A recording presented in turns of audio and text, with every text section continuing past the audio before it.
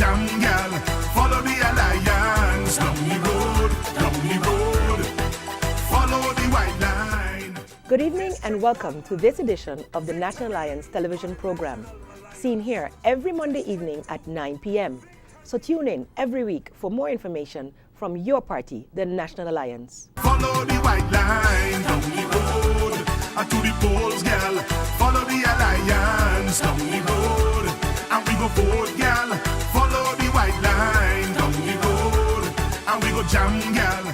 Follow the alliance. Tonight on our program, we have the former Minister of Finance, the Honorable CPA Minister Roland Tuitt. Welcome. Thank you for having me on the program. It is a pleasure for us to have you here. As you know, this program is all about information, and I believe there has been quite a few misconceptions about the finances of our country. And I think being that you were our finance minister during that year, you are the person to give the people of St. Martin, and especially our members, the answers to their questions so they can have clarity. So the first question this evening is, what exactly was the status when we entered in 2012 of the finances of St. Martin? Well, when we entered in 2012, the finances were reasonable, we could put it that way. And because we were not able to get loans, we had to balance between doing some capital projects and also paying creditors.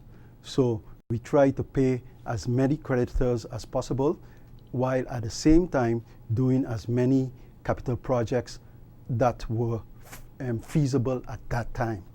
Okay, so you met it in a reasonable state, but because we hadn't borrowed anything yet, we still had to do some things in that field. Yes. Many have also made some statements as to us having depleted the country's coffers. Can you put some light on that? Now, if you say depleted, when we went in, we put like a baseline. And the baseline was that we would not go under 30 million guilders. And that we thought is a reasonable amount that you should always have in the bank. Mm-hmm. However, this government has gone down to 5 million, which is irresponsible.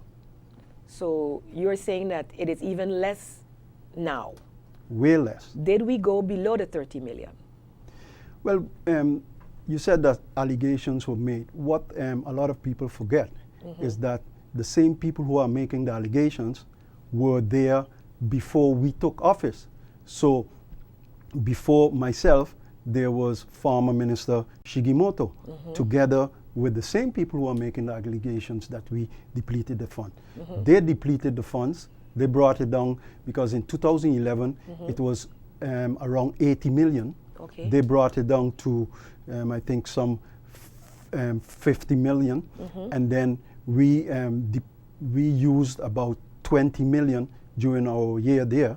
Okay. So if you're talking about depleting, then it's the same people who are making the allegations. They depleted the funds of government. Okay, so we did, as you say, used funds of government to carry out whether it's government projects or to pay off creditors. What was your finding in terms of the creditors? Was it so that, why was it so urgent then for you to pay creditors or to put that as a priority? What is the function of a government?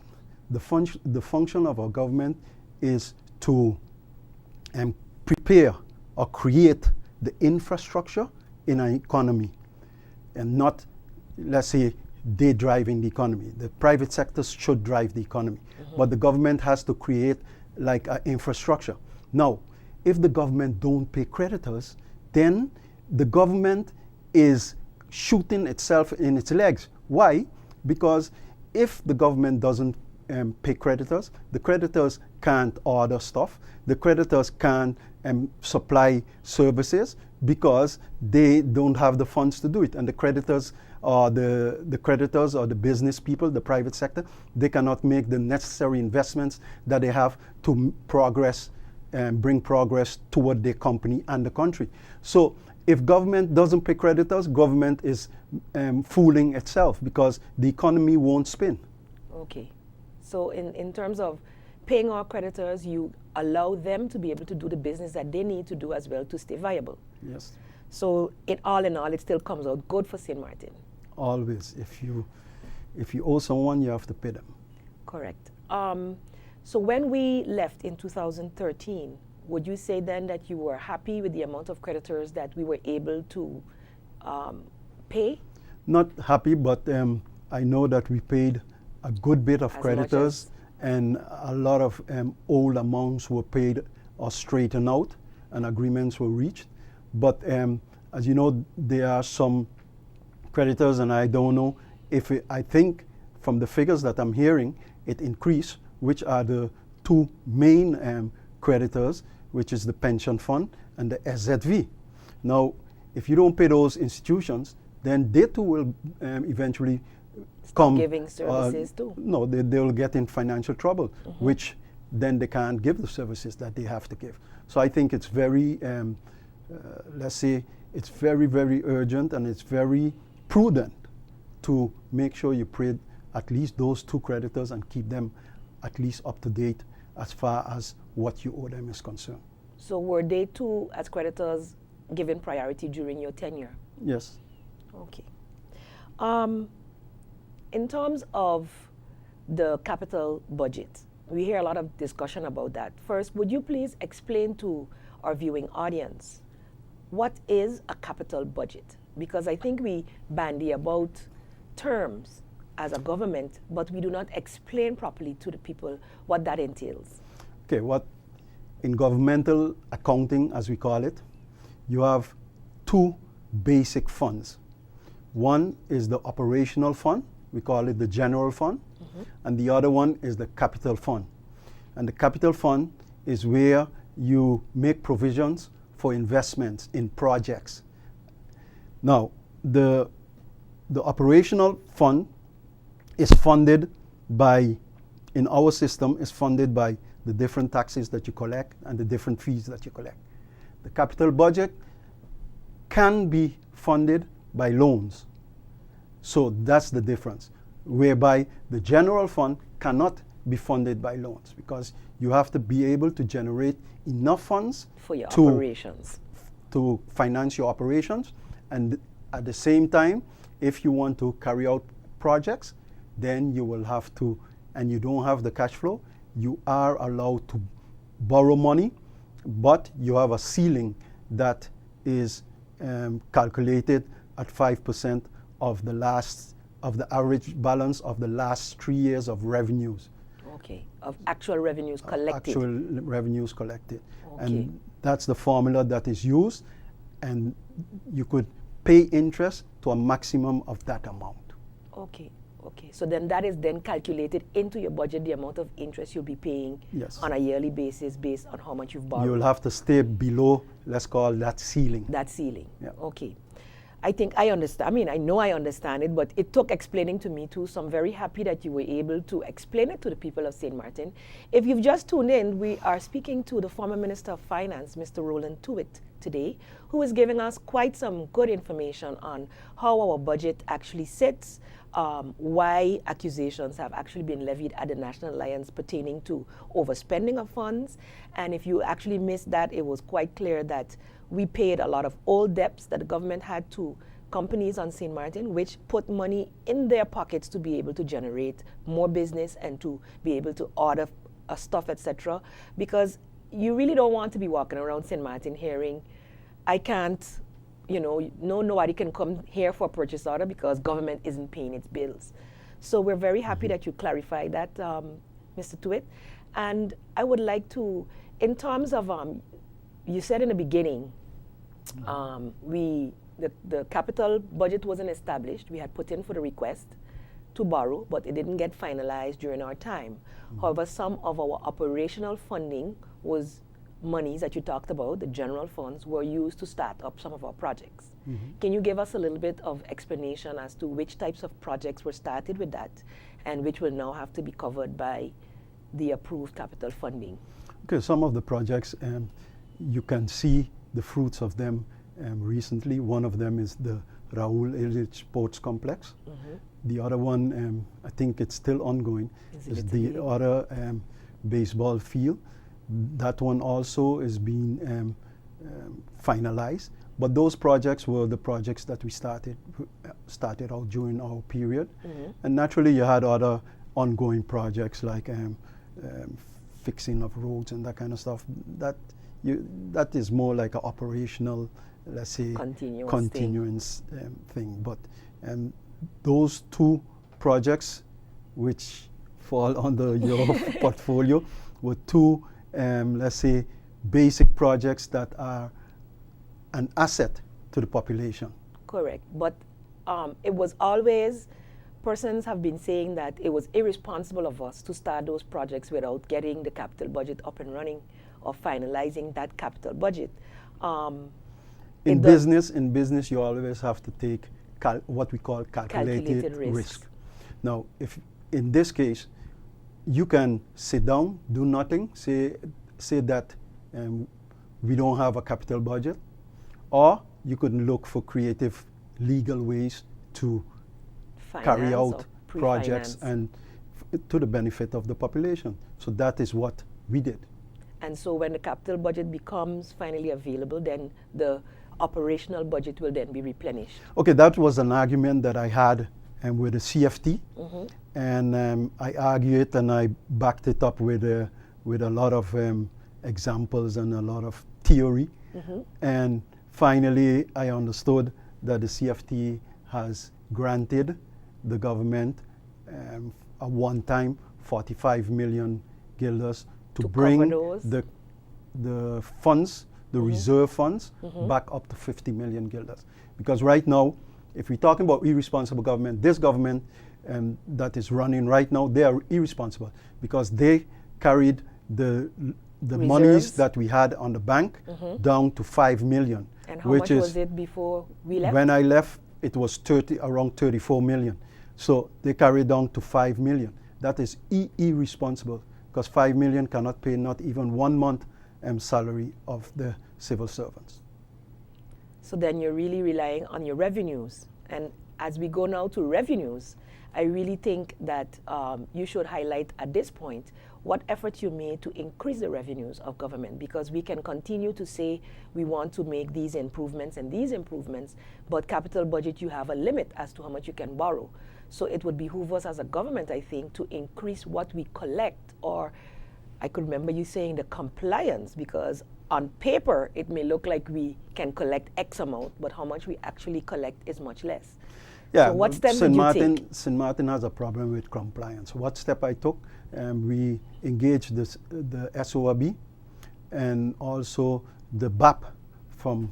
We engaged them, and I give them instruction to go out and look for the non-compliant people and stop, let's say, auditing the people who are complying. So, however, this government did not follow that track, and you don't see any results. The other thing that I did was we prepared, we were in the process of preparing new laws so that we can get additional revenues for the tobacco and alcohol business, also for the casino business. Those are sources of income that you can get without hurting the general population. However, this government chose not to do it, and right now this government doesn't have any new laws that can collect any taxes, so the people of the country cannot expect anything from this government because they are not creating or generating additional revenues. Look, my thinking is that St. Martin needs to operate the way it's supposed to operate, 550 million guilders. Right now, the government has an approved budget, I think it is about 424 million. So you see, you are 100 million off, and you will have to see how you could generate additional revenue and increase the compliance rate, because it is still my conviction that if everybody on St. Martin pay their share of taxes that they're supposed to pay, we won't have any problem with revenues. We will have more than the 550 million that is needed to run the country in a proper manner. If you've just tuned in to the National Alliance television program, I'm your host, Silveria Jacobs, and today we're having a chat with the former Minister of Finance, Roland Tuitt. Follow the white line down the road, to the polls, girl. Follow the alliance down the road, and we go vote, girl. Follow the white line down the road, and we go jam, girl. Follow the alliance down the road, down the road. Mr. Tuitt, now to the number plate fiasco. That has gotten a lot of negative publicity, and I think we also need to throw some clarity on that. How was it prior to us getting in there in terms of compliance with the road tax payments? Look, the number plate business, you have to make it as feasible and as easy for the people to pay. What I tried to do when I was in there is try to make it easy for the people to pay. I didn't change anything. I didn't change no rules, nothing. What we did is that we prepared a law so that the government can get a basis for collecting the number plate taxes. Now, what has happened is that up to now, the government doesn't know how many cars are on St. Martin because we don't have a database. So what this system would have done, it would have built up a database, and then after a period of 1 or 2 years, the government will have a database and the government will know who didn't pay and that kind of stuff. However, the media on St. Martin, I don't know for what reason, they give the whole process a negative connotation. And now, let me show you what happened right now. The minister, that's why it's easy to play with numbers. The present Minister of Finance, Mr. Hassing, is with a big smile that he collected 8 million guilders in number plate. Mm-hmm. However, if you do an analysis of the numbers, you will see he didn't collect not a cent more than when I was there. Why? Because let's say that he collected $500,000 from the monies that I didn't collect, mm-hmm. right? So that means that he only collected 7.5 million and I also collected 7.5 million. So where's the difference? Now, the explanation for that is that people do not pay number plate because they don't want to pay. People don't pay number plate because they have a choice to make. If they have to buy food or pay the number plate, they will buy food. So it didn't have nothing to do with no Tuitt changing system or nothing like that. It's just actual problem on St. Martin that certain individuals do not have the money to pay for the number plate. And that's why you see the collection this year and last year is about the same thing. And with all the hoobala and all the noise that was made, not a cent more was collected. Okay, that's interesting. I don't think the general public was aware of that. Mm-hmm. So thank you for clarifying that. And there was also another revenue generating project that you had went hard behind of, which I'm personally aware of.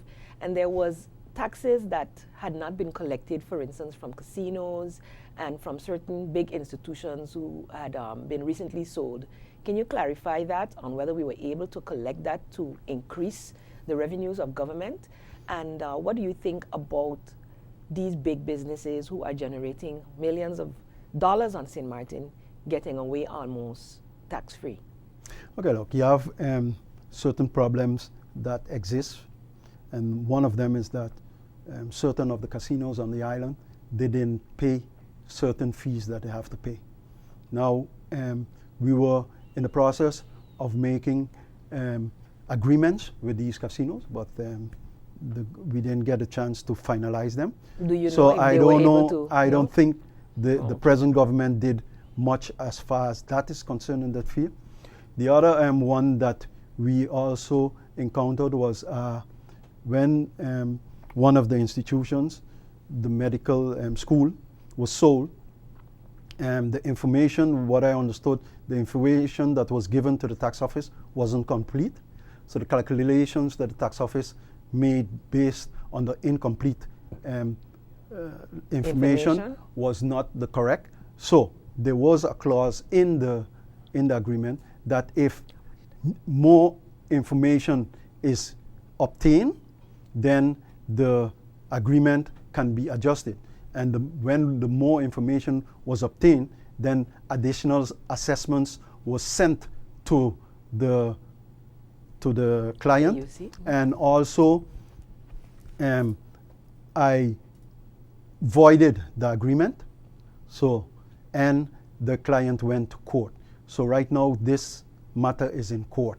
So this is something that still is pending? It's still pending, and if government wins if government wins, then we will have a windfall of, let's say, revenues for at least the next 3 to 4 years. Because if you look good, St. Martin always have like a problem of around 30 million each year. And if you take 100 million and you divide it by 3 years, by 3 years, you get more than 30 million. So if that money is collected, then government will have some breathing space. But it has to be pursued. And that is the problem with changing governments, and that you don't have that continuity, which people are so, fed up about. In terms of now, you are no longer minister. Are you in any way contributing to the party at this time? Yes, I always back this party, and I always look in any way that I could help out as far as the party is concerned. I'm the chairman of the auditing committee, so in that capacity I will be functioning in this upcoming election.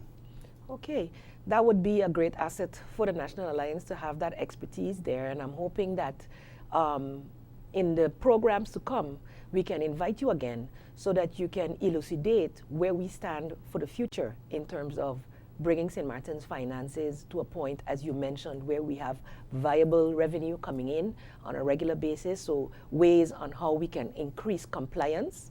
So we know that the laws will have to be pursued in that so that we can give teeth to what we have now. And I think that the people will be very happy to hear from you in the weeks to come. I will love to have you back, and I would give you this opportunity now to wrap up with any final words you would like for our viewers, and hopefully we'll see you back in the next couple of weeks. Okay, one of the most important things I think that the National Alliance will work on is we have to come with a new tax system. And we have a new tax system in mind that we will be presenting to the people in the National Alliance program, and we will elucidate as time goes on it. Thank you so much, former Minister of Finance, Mr. Tuitt, for your continued dedication to the hard work of St. Martin and to the National Alliance, and we look forward to having you back to give us more information on this new tax structure that you feel and many feel will be more beneficial to the population of St. Martin in being able to meet the needs of our society.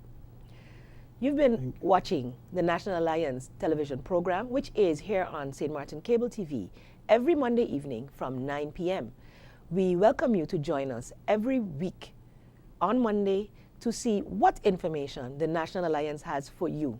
With information, you are empowered, and you will be able to make that decision come August 29th to put us back with full power so that we'll be able to execute the programs for the betterment of all the people of St. Martin. I'm Silveria Jacobs. Remember, send us your contacts at the email listed below. Feel free to ask any at gmail.com, and we will answer your questions right here on the National Alliance television program. See you next week. Follow the white line down the road to the polls, girl.